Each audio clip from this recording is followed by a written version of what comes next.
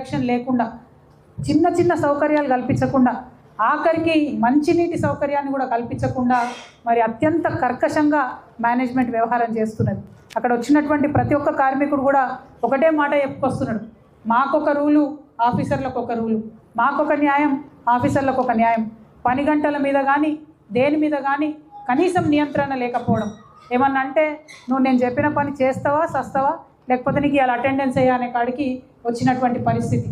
ఏమన్నా ఇంకొంచెం గట్టిగా బలంగా మాట్లాడితే షిఫ్ట్ మార్చుడు, ఇంకా ఎక్కువ మాట్లాడితే సస్పెండ్ చేసుడు.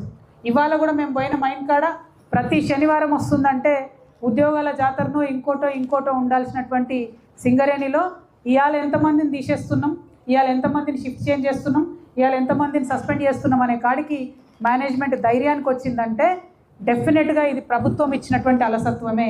నేను కాంగ్రెస్ ప్రభుత్వానికి హెచ్చరిక చేస్తూ ఉన్నా, ప్రభుత్వం మీరు జోక్యం చేసుకొని సింగరేణి సంస్థలో ఉన్నటువంటి డబ్బును దోచుకుంటున్నారు, సింగరేణికి బకాయి పెడుతున్నారు, కానీ సింగరేణి కార్మికుల యొక్క రక్షణ విషయంలో మాత్రం మీరు కంప్లీట్గా ఇగ్నోర్ చేస్తున్నారు.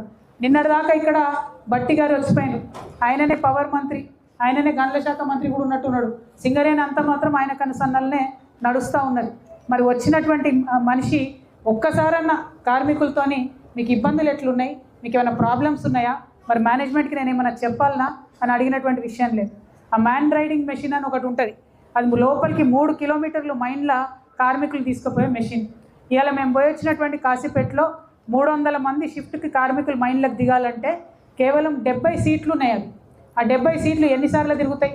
8:30 లోపల కార్మికులు లోపలికి పోవాలి, 8:30 లోపల దిగితేనే వాళ్ళకు మస్టర్ వేస్తారు, లేకపోతే వేయరు. అదే 8:30 కాగానే బంద్ చేస్తున్నారు. మరి పోనీ మేనేజ్మెంట్ కానీ ఇంకోరు కానీ వాడాలంటే ఎనీ టైం ఆన్ చేస్తున్నారు. ఇదెందుకు ఇంత జులుమెందుకు?